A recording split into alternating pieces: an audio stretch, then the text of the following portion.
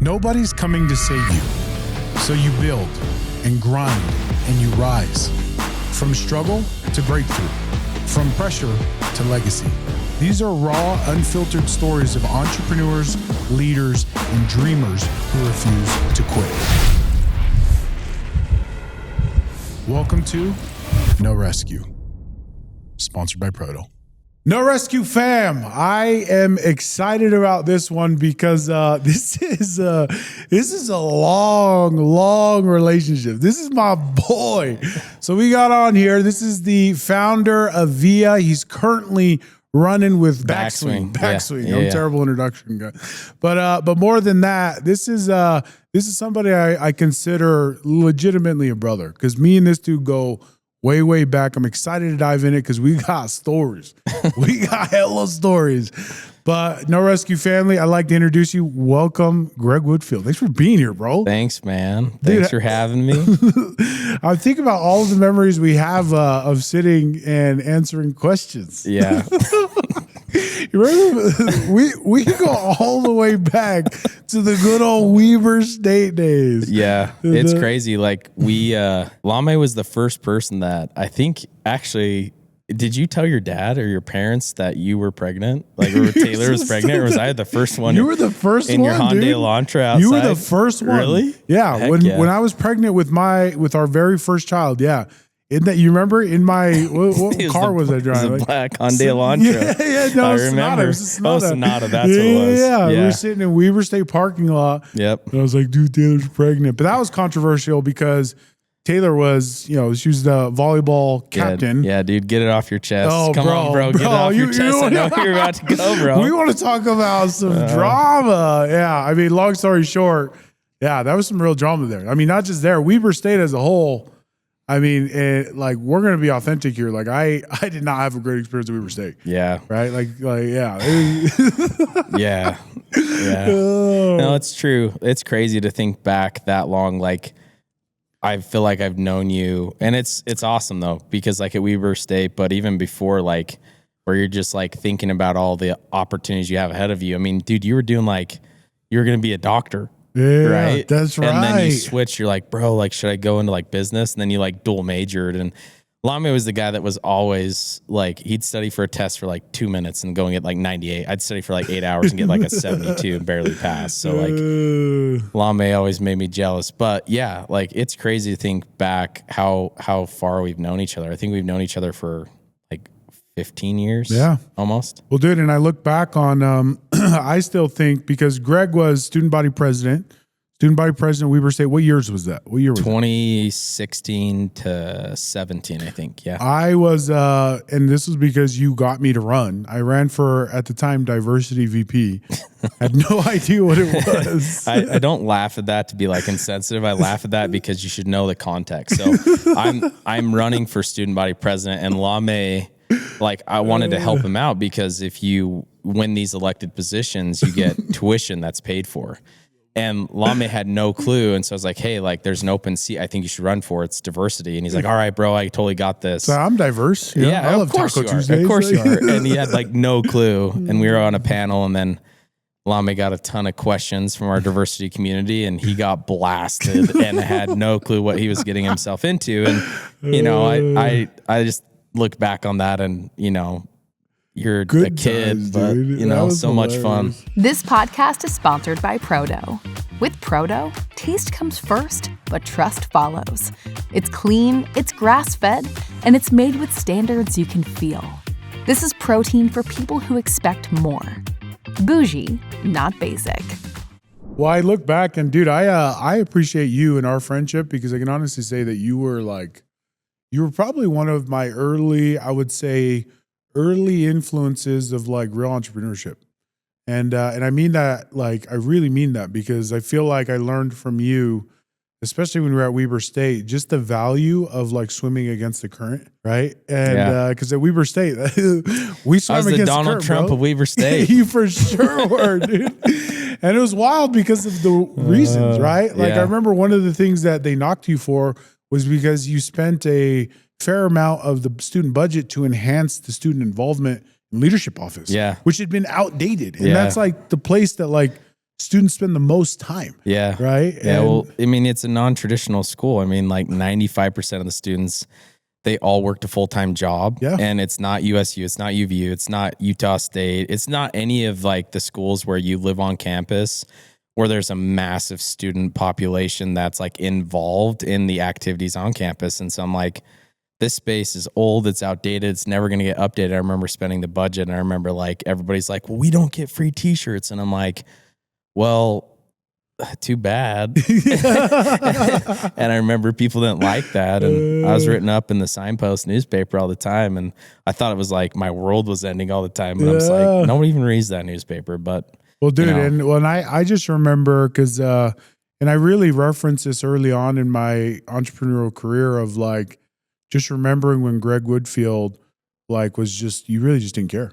No, You didn't care what people were doing. And not only that, you were making decisions that were frankly like for the better of your stewardship, right? At the time of like being student body president, you're over student leadership. Like, and so that for me, it was like the first, I think, close experience, even though, cause I was catching a fraction of what you were just because I was on the exec team. Yeah. But like you were headlined of like Greg Woodfield doing this. yeah, I got in the Standard Examiner, you dude. I was practically famous. 100%. Yeah. But it was also the first time that made me realize this simulation of sorts that we live in. Yeah. Because the fact of like what was actually being perpetuated in the news versus like knowing what you were doing, I was like, this is wild. Yeah. It's wild. Yeah, it was crazy for me because truthfully, like I've never been the type that ever tries to make decisions like for my own net gain. And I know that some people may not believe that, but truthfully, it's like the embetterment of other people. Like I feel way more fulfilled by doing. Yeah.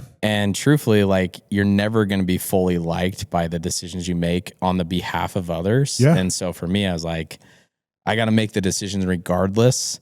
And if I can get at least 90% of those decisions right, like I will feel fulfilled by doing that because there's people who are happy with their decisions, and you're always going to have people who don't like you, don't resonate with you. And I've learned to fully accept, and the older I get, that's completely okay. Yeah. It's completely okay not to be liked by anybody or everybody, you know, but you want to make sure that you're taking care of those people that you're making decisions for or with, right? Yeah. So, and I just always appreciated your ability to be able to take it in stride, right?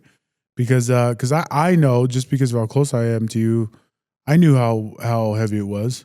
yeah. But every dude. time you showed up, you was a dog. You know what I mean? It was like, hey, it's just. Yeah, dude, you can show up like a dog, but if you have to cry like a puppy in an office, dude, you do it. Go ahead and have yourself a good cry. Hey, we had a lot of people crying like puppies in those offices. Dude, seriously.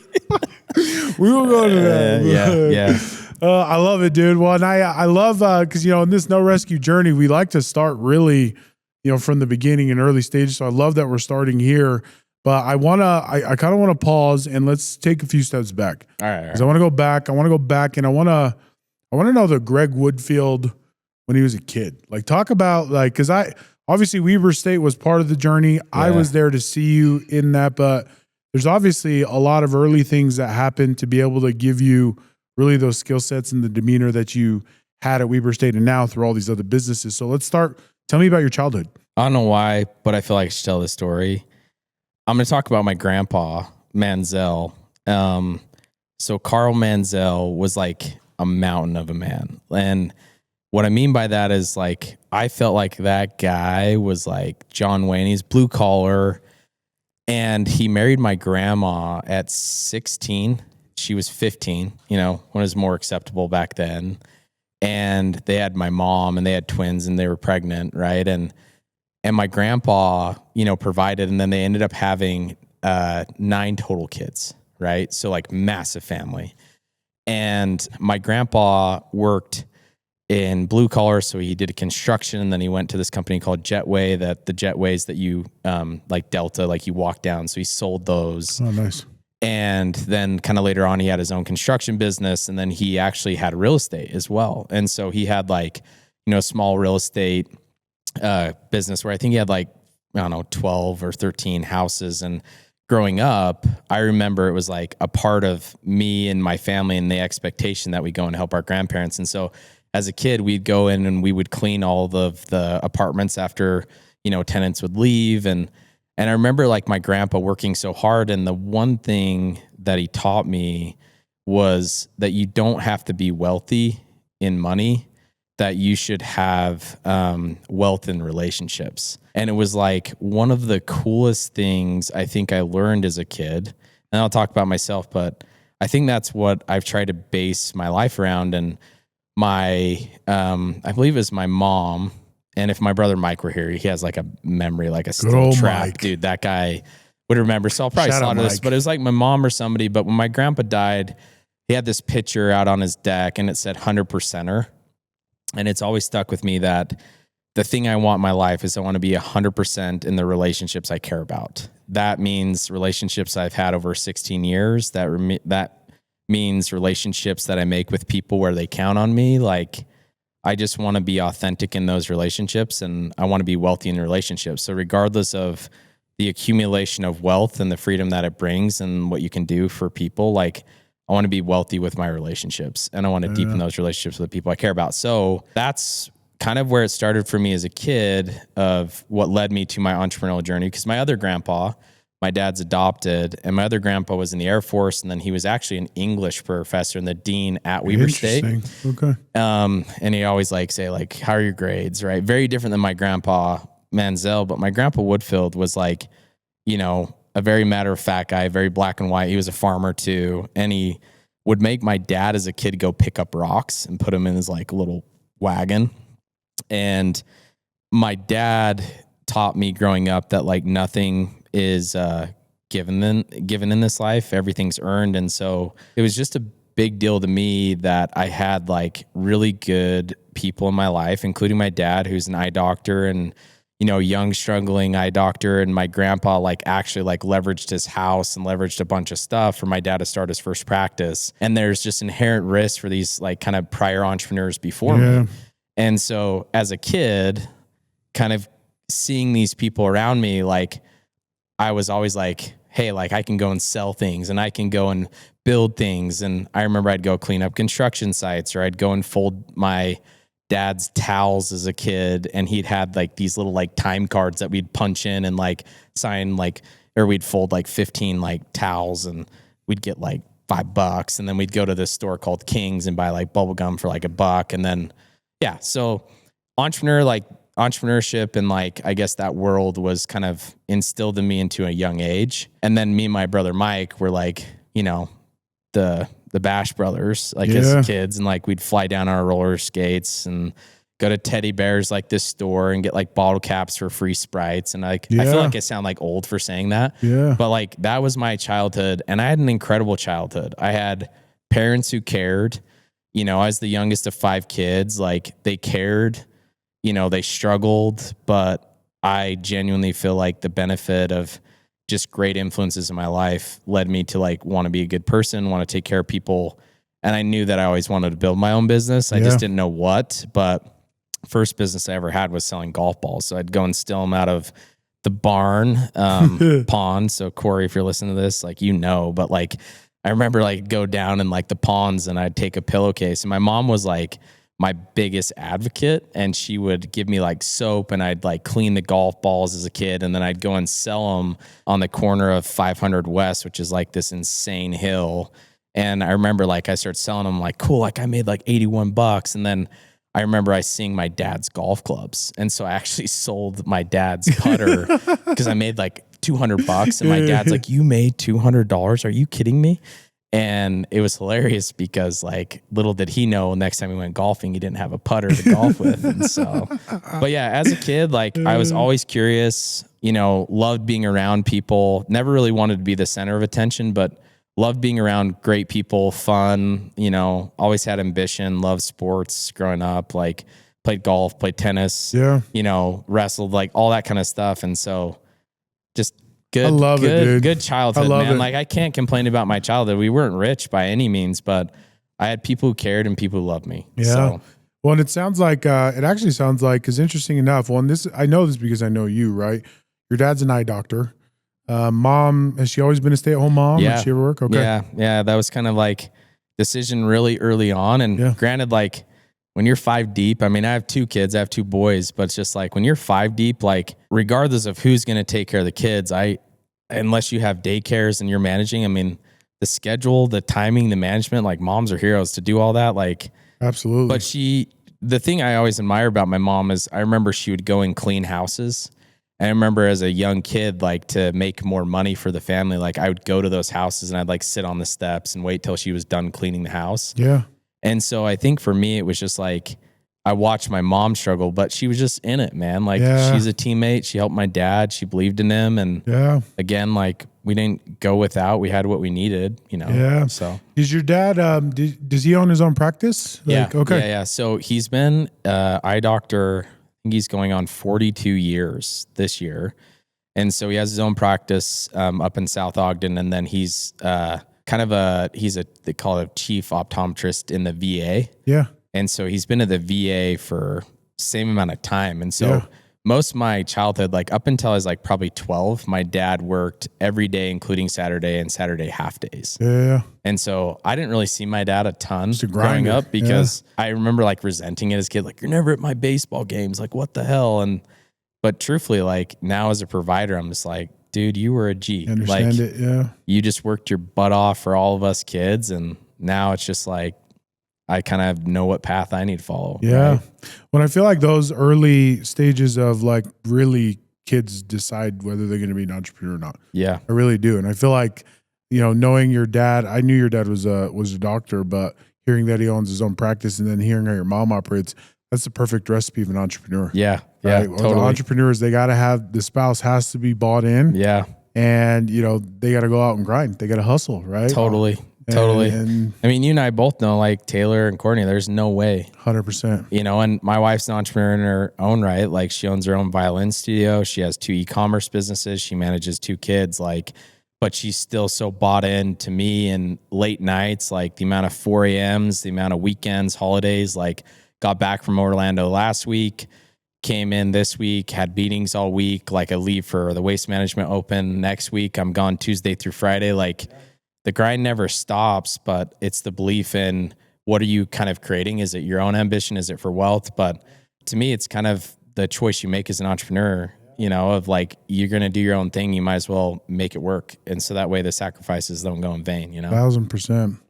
Well, dude, I love it because that's, I love seeing a lot of the parallels with all these entrepreneurs that I've had the chance to sit and learn from, of like this childhood foundation that's crucial as they move into the workforce. So we talked about Weber State, talked about, you know, you come from good family, good roots, good entrepreneurial roots, talked about Weber State, whatever that was.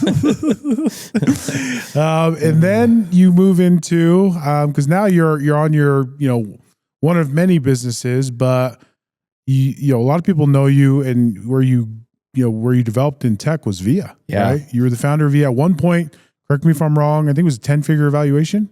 Yeah. Yeah. So we were valued at $350 million. Okay. And then 9-figure valuation. Actually had SoftBank come in and want to extend to get it to a $700 million valuation, which is crazy. That's, you know? wild. Yeah. It's kind of nuts because I graduated college, and obviously it was kind of nuts because me and you have always stayed close, and I've loved that, you know, even though we're busy and we don't see each other all the time like we used to, like, you know, the old days where I'd come into like your apartment and cook ramen and burn it and stink up your house. Kick your butt in FIFA. Yeah, while I'm always playing FIFA. But it's interesting because, you know, after that, like had the opportunity to go into Goldman Sachs and some other really cool opportunities. Nike. Yeah, like I worked so hard to try to go and work for corporate America, and I had this opportunity to go over into this insurance gig in Hawaii. So me and my wife, we moved out to Maui. That's right. I forgot about that. Yeah. And I worked for this guy and did sales, and you know, it was all over Maui, and then came back to Utah. Like we had our first kid out there. I mean, it was an amazing experience, but I knew I wanted to get into tech. I just didn't know what. Yeah. But I had seen like the early phases of tech, and obviously like you're an ignorant 24-year-old kid, 25-year-old kid just trying to find your way with like a new kid. And I had seen like Weave and Podium, and they were like the 2 hot startups of Utah. And I remember Weave was like offering free haircuts, and I was like, that's where I want to work. You know, like, and it was just so funny like that was like the pull for me, but like it was at the time. And I remember thinking like, I went in for an interview, And I sat down and they're like, so like, what do you want to do? And do you want to sell? And do you like commission? And I remember thinking like, I could just build this. Like, it was just such a weird thing. Like, I got in my car, my Honda Civic, and I remember thinking like, I want to build something like this, that there are people that like are so committed that they're interviewing other people for me. I was like, that'd be amazing. And I remember at that time I had met my co-founder Tejas, and he was working on the product, and it was a two-way messaging system.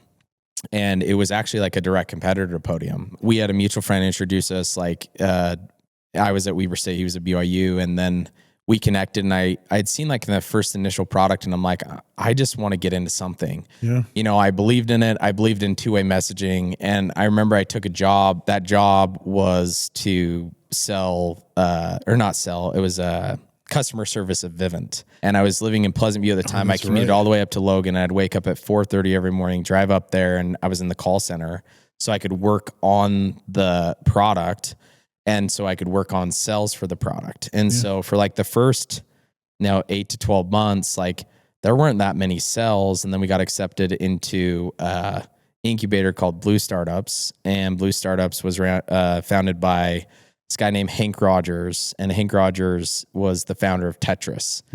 And like the Tetris story, if you've ever seen the video on Apple, it's just, he was fascinating and it was cool. But for 16 weeks, like I'd go out there a couple times, Tejas was there full time, and having a newborn, and I was managing sales. Like it was just a wild time. It's a grind. Oh yeah. Like it's just like any other entrepreneur. It's like, my grind's not better than your grind, but like really it was a grind. I mean, you're waking up early. I remember like we got our first office, like 150 square foot office in an old dental practice office that had been there since like the 60s. Yeah. And I just remember thinking like, I'm going to build $1 billion company, and I'll do whatever it takes ethically to make sure that we hit that number. I was so determined. And I remember we had like our Acer computers, we had these concierge like headphones. And I remember I would dial from like 6 a.m. and I would dial 300 people a day, businesses. And I remember just being told no. And I'm like, no, like I'm just going to keep going. And in the beginning, we got like to $17,000 a month in revenue. And then eventually like there was this pivot that I had, which was, hey, like e-commerce is coming. And so we ended up connecting with the Diesel brothers at the time, and they had Diesel Power Gear. And like, I'd seen this product and I'm like, hey, like I want to build not this like SMB marketplace software, because, you know, COVID hits the world, SMB is kind of struggling. And I'm like, I think there's going to be this wave into e-commerce. And we ended up building the software, and we made them like $1.3 million off SMS in like 30 days. Yeah. And it was kind of like that aha moment of how do you kind of, you know, like make this something. And we landed like our first $25,000 a month contract. And it was kind of like that one like piece of luck after all of just like literally just putting your nose to the grindstone with no success. And then after that, it was like we just started selling business after business after business on this texting platform for e-com brands. And truthfully, we didn't know what we didn't know, right? So there was a lot of things we had no clue about TCPA law. We had no clue about like the dynamics of like how do you create like campaigns and have message throughput that's fast enough for campaigns. Like we had no idea. What ended up happening is we ended up raising money from Todd Peterson and Ryan Smith and Josh James and all of those guys. And that was our first seed round at like 5 million. And then, you know, we tripled that year. So in tech, you want to do your T3, D2, which is triple your first 3 years and then double the, you know, years 4 and 5, and you're well on your way to 100 million ARR. And valuations were pretty ostracized in that time frame. Yeah, but massive. We ended up raising from Footwork Ventures. We raised 16 million, I think, was the round, and then the last round was 55 million from Tiger Global. And so, you know, there's definitely like scale and then there's hyperscale, right? And that forced me in a lot of ways into so many, like forced me through comfort zones that are uncomfortable zones that I never even knew were possible with like a human before. And going from like managing, 15 employees to 30 to hiring 30 a week to going from an office that's, 3 employees and 6 dogs, and shout out to the OGs who were there because those guys were just relentless in their pursuit of trying to make something greater. And then we went down to Kiln, and then we had the old Weave office. So it's kind of like weird to kind of full circle go from like I was interviewing to I eventually was, signing a lease on their office that I was once interviewed in, and so we scaled it, right? I think this is probably the unconventional success story because this wasn't success. This was failure. And failure happened because we masked the problems between, me and my co-founder, but even more so, like there were just systems that we couldn't scale, and it was more internal than it was external to the product. And it sucks going from like being on this growth rocket ship to hating the thing that you create. And that was wild for me. That was tough. And since you told me like that we got the baby you built, you're like, you got to go deep, Greg. So I guess this is me going deep is like, I remember waking up and thinking the only thing that I actually look forward to is going to bed. Like I remember that moment. And I think I actually talked to you, and I think you came into the office one day.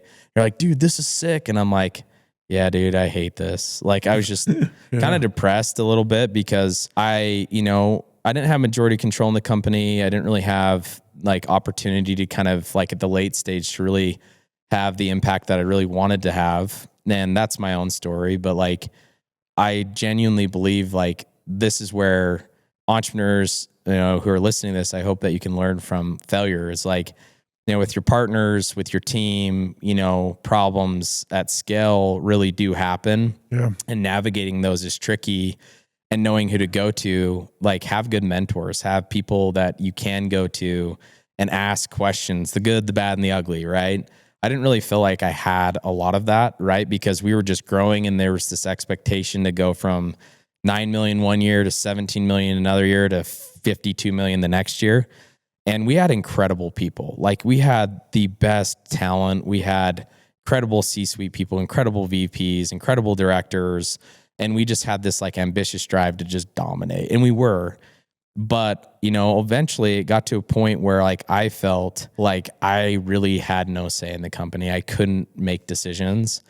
And for the sake of being like, am I happy? Am I chasing money because it's running? Like, do I stay here because of the money? I ultimately made the decision to leave. And I left a lot of money on the table, like not an average amount of money. Like I say that like, not like a couple $1 million, like we're talking a lot more than that. And I felt like that was like one of those things where it was the hardest decision I think in my life, but was ultimately the best decision for my happiness. Cause I was like, this isn't gonna make me happy. I don't feel fulfilled from selling texting software. I was like, this sucks. Yeah. When you want to just go to bed all the time, like it's probably a ripe, like, probably shock to the system where you need to make a change. And I did. And so I ended up leaving the company post the Series B. I, left the company and then started a couple agencies, joined a couple boards, did some investing into tech and real estate and a bunch of other things. And the company later sold to our competitor, right? And it was one of those things where I'm just like, I didn't fulfill what I wanted to do, which was create $1 billion company. And like, whether I want to lie to myself or not, like that still eats at me even 6 years later. Yeah. Not like to like an extreme degree. It took me like a year really to like mentally like detach myself from probably like my success. Cause a lot of entrepreneurs, I feel like, make their identities to their business and then they can't detach and then they lose reality. Absolutely. They lose reality a little bit and then they want people to bow to them. And then, some people it works and some people it just, they can't do it, And so, yeah, like Via was amazing. Like I would never take back the decision I made. I would never take back the ride that we were on or the people that I met with or the employees that we hired or the partnerships that we, were able to do. But, ultimately I feel like a failure in that, and that was a weird thing for me where I'm like, I created hundreds of millions of dollars in enterprise value, created hundreds of millions of dollars for investors. I created, when I say I should encompass like our team, like the vision, I'd created all that and I still felt like a failure. And it's just like, okay, cool story, bro, but who gives a shit?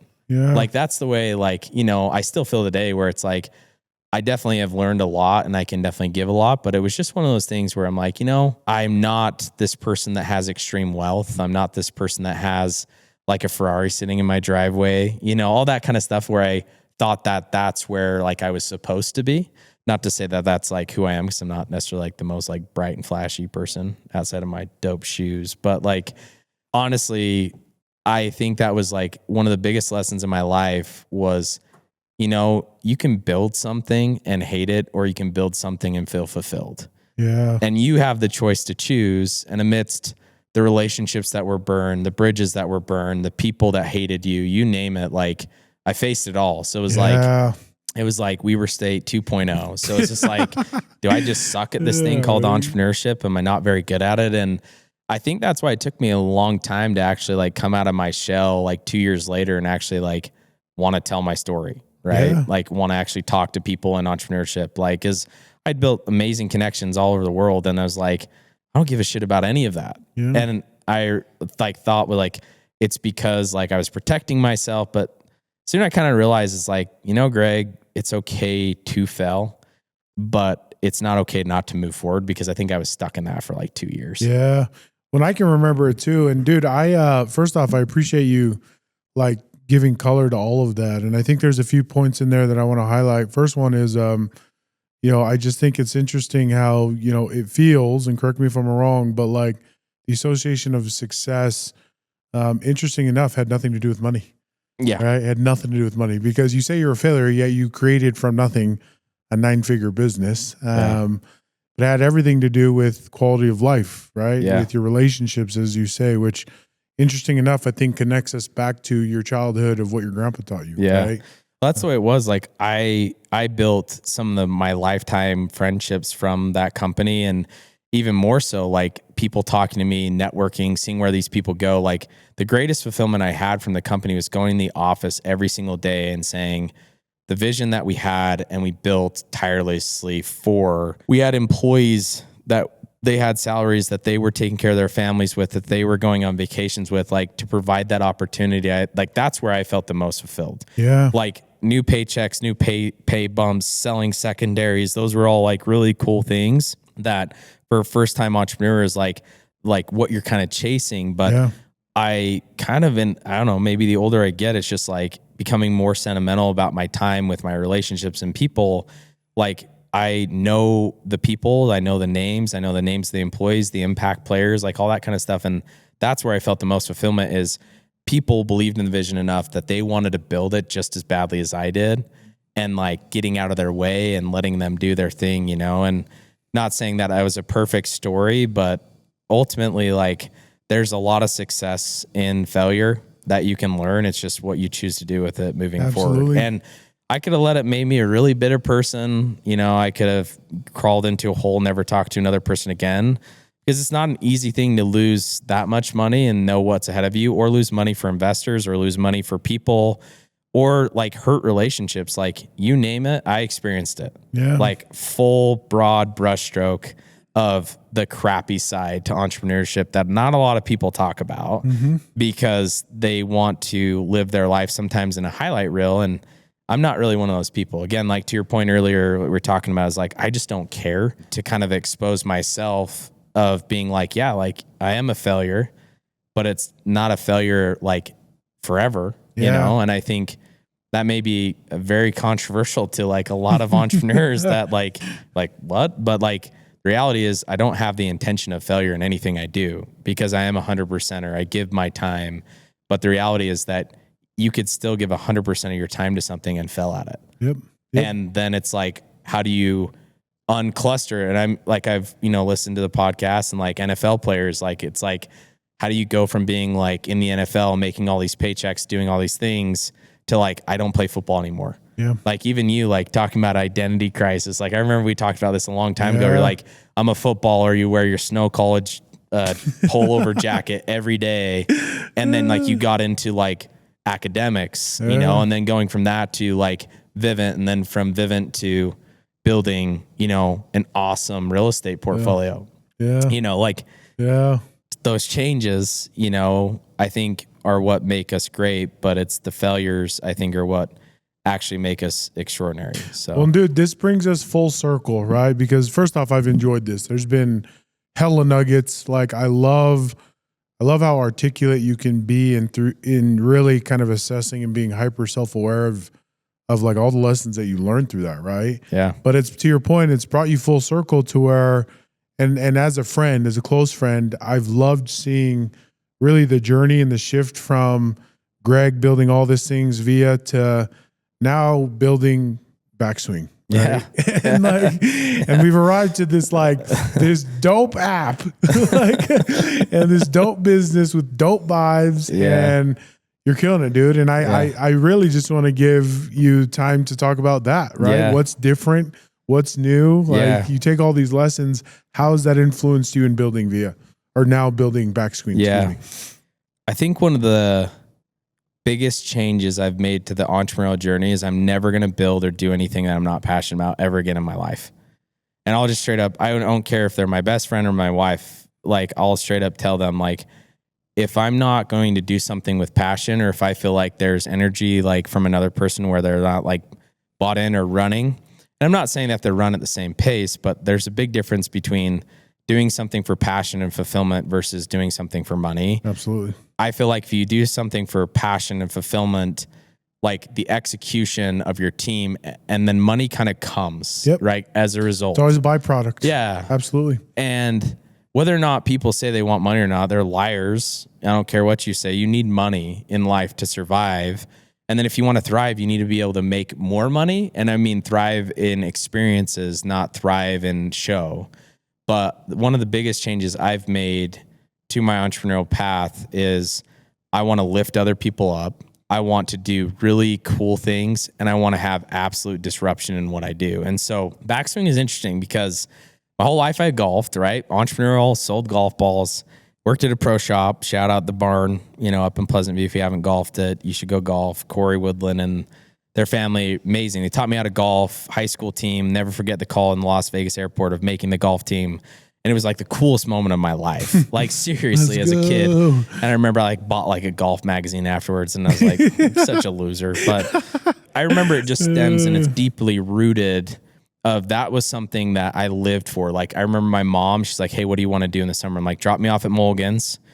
And I would chip and putt because I didn't have money to go play golf. And then I'd go and get all of the golf baskets, and then like Kip and Jimmy Blair, I'd go golf with Zach Blair, you know, out of there, and like the Fremont kids. And I was at Weber, you know, and I remember like as a kid, that was really, really cool, you know. And coming back full circle to Backswing, one of the biggest challenges that I was kind of facing was like, what do I do next? Right? Like I've been in the agency. I love kind of doing this. You know, I've had this kind of real estate stuff, or, you know, this tech stuff that I've done, but I'm an operator. And I once created a really big business with a lot of employees and knew how to fundraise. And I wasn't doing anything with that experience. I was doing zero. And so with kind of like this passion infusion, I remember one night I was in my basement. It was kind of like figuring that out. And I was booking a movie on this app called Atom. I don't get paid to say this, but you know, Atom's a great app. I love it. Ever since I use it all the time. It's amazing. It's huh? awesome. Great It's app. incredible. Great app. It's like Fandango for movies. So it was kind of like you could find your movie time. You could invite people to sit in your seats. And then beyond that, it was like, okay, cool. Like I can, you know, buy my popcorn and I scan this QR code. It's all ready to go. And I just get in the movie. Next day I book a tea time. Well, Utah specifically, it's like you either call the pro shop or you have to go and search online at multiple courses, multiple tee sheets, and then you have to log in. And you're like, crap, I can't remember my login on all of these different courses. And so I booked that tee time, and then I went and golfed, and I was sitting there, I was like, what if I just like took Atom and then put it in a golf app? And then when I was kind of like out on the course, I was using 18 Birdies, you know, kind of like a digital rangefinder and like gamification app. And then afterwards, like I remember I went with a couple buddies. We were Venmoing each other for like Banker and Wolf and some of these money games that you play. And I was thinking, I'm like, okay, like that's kind of cool, you know? And then I went and talked to Corey, and I was like, how many softwares do you use? And he's like, yeah, like I use this for like my T-sheet. I use this for my tournaments, this for my payments, this for my inventory. And so I was looking at this marketplace and I'm like, this is tech that is very divided and it's very siloed in nature. And I thought about it. I'm like, okay, yeah, before course where there's really 3 apps in market. There's a massive market in tee times. There are 531 million tee times US alone last year. There's 65 million golfers and growing. COVID blew that up. And so if you take 5% market share and did 3.25 million golfers and they were booking on your app 20% of the time at a $3.99 price point, you're looking at like 168 million a year if you're growing by like 4% every month. And I was like, holy crap. I'm like, so I could be doing 168 million a year through 5% market share. Yep. Just off bookings, booking a tee time if the app were to take the market. And then it was like, okay, so like what are the competitors in there? And I'm like, there's only 2 apps that are mobile first for booking. And then the rest is like, hey, you can book through here. We'll get you your time. And then they shoot you in a mobile browser and then you still have to log in and book your tee time. Yep, it's annoying. Yeah. And so I had to really like think through a lot, and I can go deeper into like the tech and all that stuff, but I'm kind of telling like the story around backswing. But once I had that lightning strike, it was kind of like via where I'm like, I'm all in on this. Yeah. I'm going to build this shit out of this company. And I was stoked. Like I felt that itch, that drive to go create something new with new people, some existing team members from the VIA days. And I started recruiting people, built the deck, and it was just a deck. Like I didn't even have a product. And then we ended up raising $1 million, right, on this product. And, we launched our first version of the app, which is the booking side. So we have just over 4,000 courses nationwide that anybody who downloads the app can book from. You can find your tee time, invite your friends, split up payments prior to the round. I've used it. It's smooth. Yeah. You can split up the payments prior to the round. And then from that, it was like, okay, cool. Like we charge $3.99. Our competitors charge $10.48. And then we started to continue to work. So we launched 4 months ago. We're just over 9,500 downloads, which isn't like anything crazy, but like product validation. Like we have daily downloads that are organic. We have daily bookings. We haven't missed a day since we've launched. We've had over 2 million views on our social channel, which is like 3,000 followers. Again, like there's a lot of leading indicators of like, hey, like I really do think this has a shot. Yeah. And then speaking about my team, we have just an incredible team who is fully committed, where we have guys like Mitch, who's taken a massive pay cut to come over because he believes so much in it. We have people working part-time, which is like almost full-time on this. We brought in great advisors. Like we have formal advisors, Aaron Sconard, and we're in the process of acquiring a software called ProShop Caddy that his son created. His name's Nate. And it actually takes on agent calls or is a voice agent for pro shops who answer the phone. They're spending 100 calls a day. So call it like, could be 25 to 30 hours or more of call time. And these pros have to take every call. What our agent does is actually takes over those calls. And we piloted at Valley View in Davis Park, and we've taken 3,000 calls for the agent with like a 90% success rate. Love it. And like, it's crushing. And so like we're early stage, but we still have challenges, right? Like cash flow is always a thing when you have capital and you're trying to get a break even. It's always like, here's your logs on your fire and they run out, and then you're either raising bridge rounds and you build a B2C app. That's one side of our vision. So we're going to be launching in April our subscription, which will include, once you book your tee time and you're at the course, you'll click on begin round and you have 18 birdies in our app. So you'll have access to 40,000 courses, right? And then you'll be able to do our Venmo payments for $7.99 a month. And so even though there's that side, B2C, it's like you have to almost push this tiny little snowball up this mountain, because consumers, where you need high volumes of consumers, eventually you get to critical mass and then it just starts to snowball, right? Yeah. But on the B2B side, where the ecosystem is like a flywheel, we're building the course management software. So we're building the competitors to the 4UPs of the world, or the CR or the Chronos, where our app will directly tie in it. So you can actually do like one-click bookings or automated bookings, or load your schedule in and say, these are the days and times that I can go book a course or round, and then have AI book it for you. So like there's a big picture in this, but yeah. Love it, dude. Dude, I freaking love this journey because in this, we've really managed to kind of come full circle, and you can hear the passion what you've been building now, which is so refreshing to see, bro. Like I'm proud of you. Thanks, dude. Appreciate it. I look up to you. I'm excited for you. Just to wrap things up, there's one question we ask everybody, and you've done such an incredible job of highlighting those no rescue moments and articulating them. So last question I'll ask you, those entrepreneurs that are in that moment, in that no rescue moment, the moments you were in with Via, right? What's your one piece of advice for them? I would just say, remember why you started. You know, I don't know what else to say because you're the one who made the choice to build the business. You're the one who made the choice to embrace the suck. You're the one who made the choice to, you know, get yourself into it. And so you kind of have to get yourself out of it. You have to know that not every time it's going to be a win. But I would say the piece of advice is just remember why you started. And so if you start with the best intentions, that will be the thing I think that keeps you motivated, keeps you going, keeps you waking up.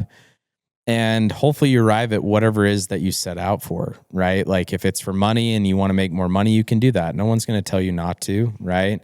No one's going to tell you to do it, right? But I think that'd be my piece of advice is just remember why you started, because that takes you back to your roots. It grounds you. At least that's what it does for me. It kind of recharges my battery of like, you know, when your wife is sitting there, like my wife's my biggest supporter and she's like, hey, like just keep going. Like you got this. Yeah. Or she's like, hey, like, you know, backswing's going to be a big thing, right? And no one cares. Like you're the self-promoter. You're the person who has to go out there and brand yourself.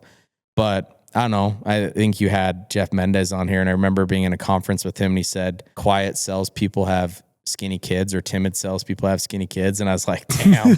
But like, I remember he said that in a conference. It kind of stuck with me where it's like, you're that voice. And if you kind of quiet that voice because you have a hard time that hits you, like, you're the one who's kind of quitting on yourself. So 100%. It's different if you go for it and you fail than if you quit and you stop because you have a problem that seems like a mountain and you can't move it, you know?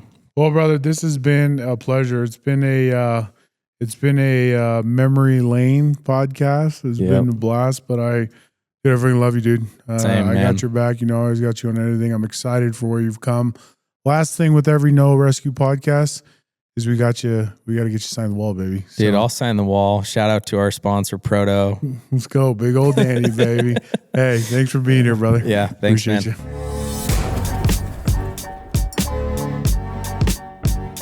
You. Sponsored by Proto. Flavored protein. Not protein flavored. Discover our 20 plus luxury flavors at protoshop.com.